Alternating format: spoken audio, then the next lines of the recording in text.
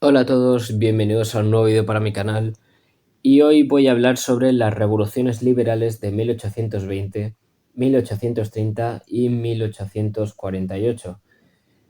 Voy a poner un pequeño contexto y es que en aquella época, en el siglo XIX, las monarquías absolutistas, es decir, las monarquías autoritarias donde el rey es el que manda y punto, son las que dominan la mayoría de los países europeos. Entonces, a raíz de la Revolución Francesa, finalmente se crean lo que son las guerras napoleónicas, donde Napoleón lucha contra las monarquías absolutas. Pero en 1815 consiguen derrotar a Napoleón definitivamente y hacen un congreso en Viena donde se restaura el antiguo régimen, es decir, se vuelve otra vez a restaurar las monarquías absolutistas.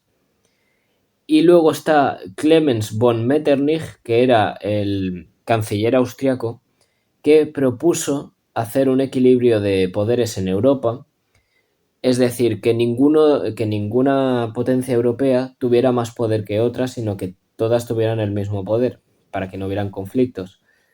Y también en 1823 se crean lo que son las Santas Alianzas, es decir, la creación de la Santa Alianza son unos ejércitos conjuntos europeos que servirían para socavar si había, o bueno, reprimir las revoluciones liberales en los demás países por si las hacían. Es decir, a lo mejor yo qué sé, España tenía 20 soldados y Francia tenía 20 soldados también, pues juntaban 20 y 20, que son 40, y con esos 40 soldados se irían a Italia porque hay una revolución a reprimirla, por ejemplo. Para eso sirvió la Santa Alianza. Entonces, también en el Congreso de Viena se acordaron varias cosas más, como por ejemplo que Austria se quedaría al norte de Italia, que Prusia dominaría la Confederación Germánica, Rusia se llevaría Polonia y Finlandia, Inglaterra conseguiría el dominio del mar, Suecia se anexionaría a Noruega y se crearían los Países Bajos, que son Holanda, Luxemburgo y Bélgica. Solo voy a remarcar una cosa, y es que esto de que Rusia se quede Polonia y la creación de los Países Bajos, tenerlo bastante en cuenta porque luego en el futuro será importante. Pero bueno, ahora comenzaré con las revoluciones liberales de 1820. Los países que hacen estas revoluciones son España, Portugal y Grecia. En España, cuando hacen la revolución liberal, al principio es un éxito porque consiguen amenazar al rey. Pero luego viene la Santa Alianza, que eran los ejércitos europeos, y consiguen reprimir y sofocar la revolución liberal. En Portugal pasa exactamente lo mismo. Viene la Santa Alianza y consiguen reprimir la revolución. Y luego en Grecia sí que llega a ser un éxito y es porque en aquella época Grecia pertenecía al Imperio Otomano, es decir, a los turcos. Llevaban así por lo menos 400 años. Pero Grecia, con ayuda del Imperio ruso, consigue liberarse de las garras del Imperio Otomano y finalmente consiguen hacer una revolución liberal exitosa. Ahora vamos a las revoluciones liberales de 1830.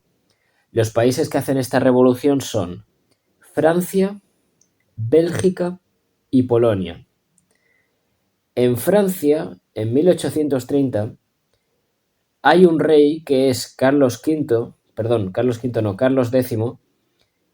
y este Carlos X, o Carlos X, como que le queráis llamar, se vuelve un tío un tanto autoritario. Empieza a recortar los derechos de los franceses, entonces el pueblo francés se mosquea, le hacen una revolución y Carlos X tiene que coger y pirarse. Se va al exilio y el pueblo pone a un nuevo rey que es Luis Felipe de Orleans, que es un rey pero es liberal, es decir, no es una monarquía absolutista. Luego está Bélgica, que como he dicho antes, Bélgica pertenece a los Países Bajos, pero hay un problema.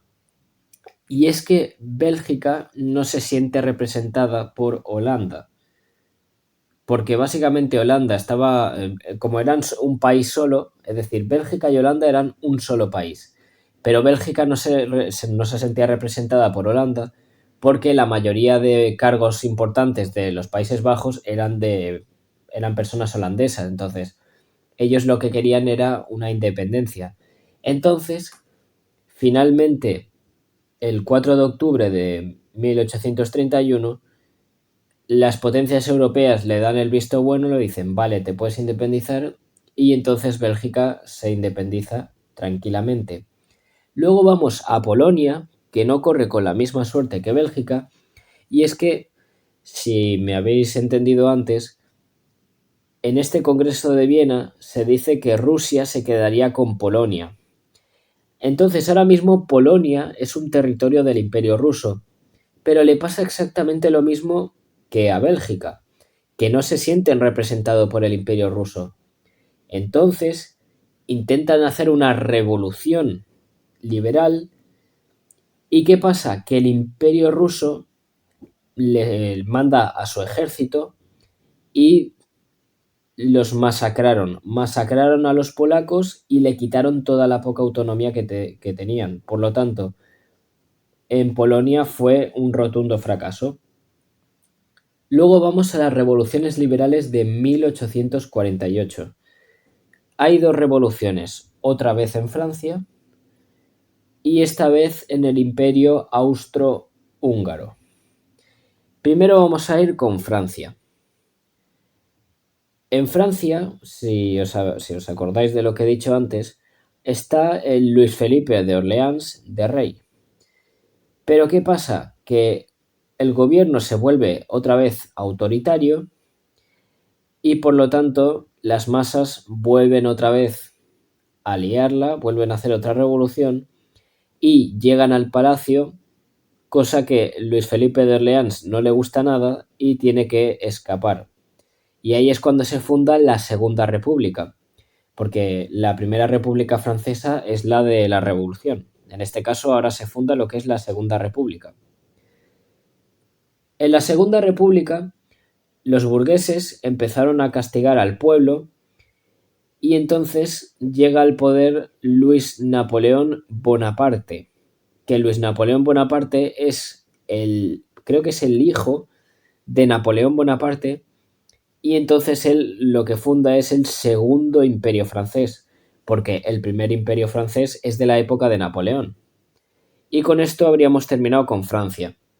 Luego está el Imperio Austrohúngaro, que para poneros un contexto, en el Imperio Austrohúngaro eran 450 países diferentes.